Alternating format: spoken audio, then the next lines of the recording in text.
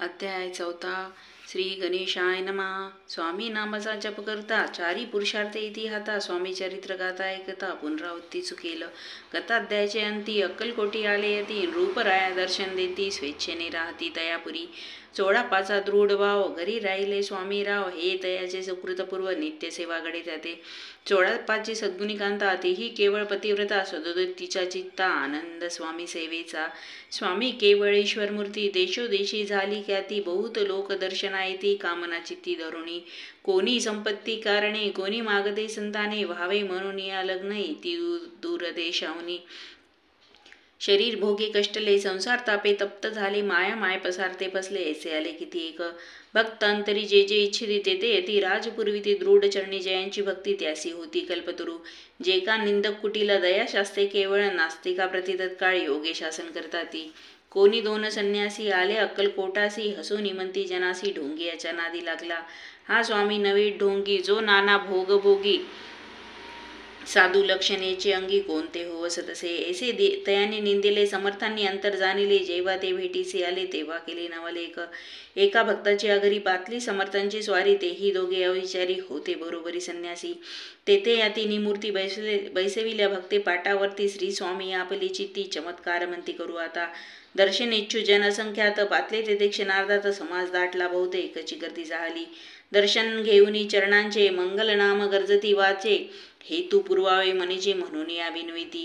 कोणी द्रव्य पुढे ठेविती कोणी फळे समर्पिती. नाना वस्तू अर्पण करती नाही मिती तयाते.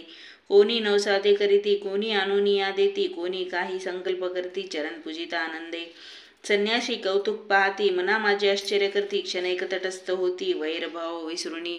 स्वामी पुढे जे जे पदार्थ पडले होते असंख्यात ते निज हस्ते समर्थ संन्याशापुढे लोटीती. मोडली जनांची गर्दी तो येविनी सेवे करी. संन्याशापुढल्या नानापरी वस्तू नेऊ लागले. समर्थांनी त्या दिवशी स्पर्श न केला. अनोदकासी सूर्य जाता अस्ताचळासी तेथून या उठले. दोघे संन्यासी त्या दिवशी राहिले केवळ उपवासी. रात्र होता तयांसी अन्नोदक वर्ज असे. जे पातले करू छळना ज्यांची झाली विटंबना. तंडावया कुस्तीत जना अवतरले यतिवर्य. इति श्री स्वामी चरित्र सारामृत.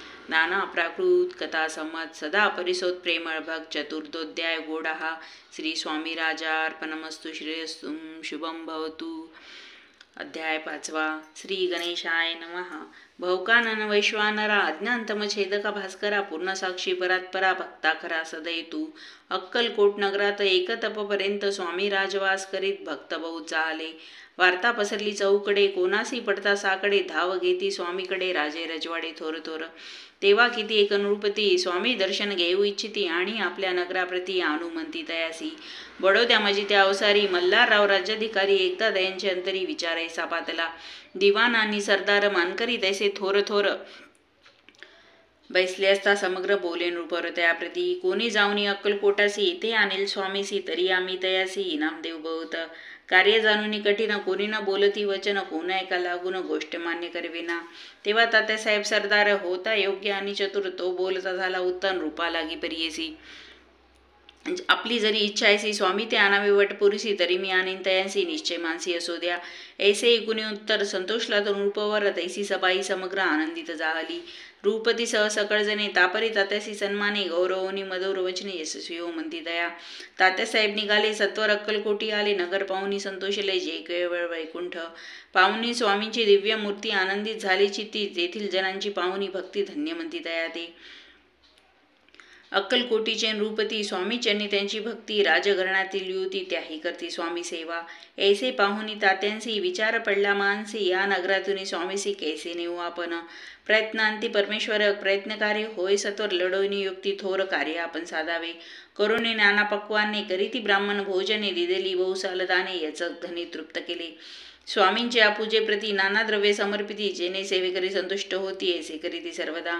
ऐशी याने काही न झाले केले तितके व्यर्थ गेले. तात्यामनी खिन्न झाले विचार पडला तयासी. मग लढविली एक युक्ती एकांत गाठुनी चोळापाप्रती. त्याच लागी विनंती करती बुद्धिवाद सांगती त्या. जरी तुम्ही समर्थांसी घेऊन याल बडोद्यासी. मग मल्हारराव आदरेसी इनाम देतील तुम्हा ते. द्रव्येन सर्वे वशा चोळापासी लागली आशा. तयाच्या अंतरी भरवसा जहागिरीचा बहुसाल. चोळाप्पाने करजोडून विनंती केली मधुर वचने. कृपाळू होऊन समर्थांनी बडोद्या प्रती चलावे. तेने माझे कल्याण मिळेल मला बहुत धन. आपलाही योग्य सन्मान तेथे जाता होईल. ऐसे ऐकून या वचन समर्थांनी हास्य करून उत्तर चोळाप्पा लागून काय दिले सत्वर. राव मल्हार नृपती त्यांच्या अंतरी नाही भक्ती. मग आम्ही बडोद्या प्रती काय म्हणून चलावे. इति श्री स्वामी चरित्र सारामृत. नाना प्राकृत कथा संमत. सदा ऐकत भाविक भक्त. पंचमोध्याय गोडा. श्रीरस्तु शुभम भवतु. अध्याय 6. श्री गणेशाय नमः. धरुणी शिशूचा हात अक्षरे पंडिते लिहित तैसे स्वामी चरित्रामृत स्वामी समर्थ वदविती.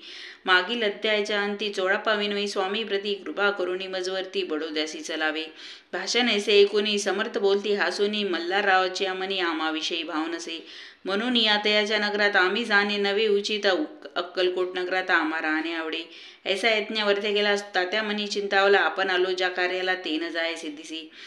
परी पाहावा यत्न करुनी ऐसा विचार केला म्हणे. मग काय केले तात्यांनी अनुष्ठान आरंभिले. भक्ती नाही अंतरी दांभिक साधनांते करी तया ते स्वामी नरहरी प्रसन्न केसे होतील. मग तात्यांनी काय केले. सप्ताहासी ब्राह्मण बैसविले. गुरुचरित्र आरंभिले व्हावयासी स्वामी कृपा. परी दयाच्या वाड्यात कधी न गेले समर्थ. तात्या झाला व्यग्रचेत काय उपाय सुचेना.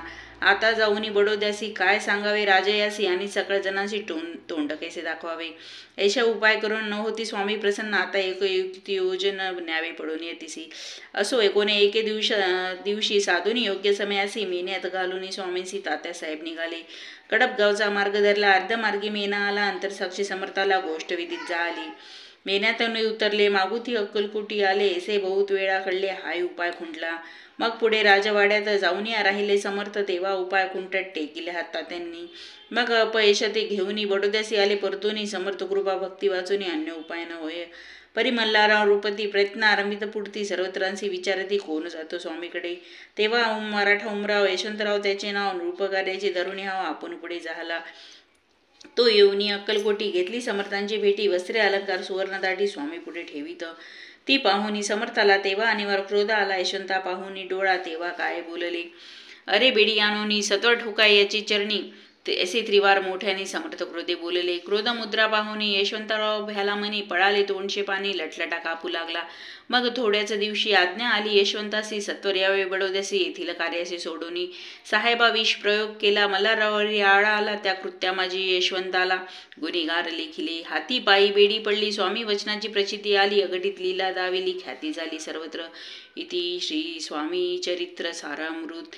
नाना प्राकृत कथा संमत. सदा भक्त परिसोत. षष्ठोध्याय गोडहा. इति श्री स्वामी चरित्र सारामृते षष्ठोध्याय समाप्त. शुभम भवतु. अवधूत चिंतन. श्री गुरुदेव दत्त. श्री स्वामी समर्थ महाराज की जय.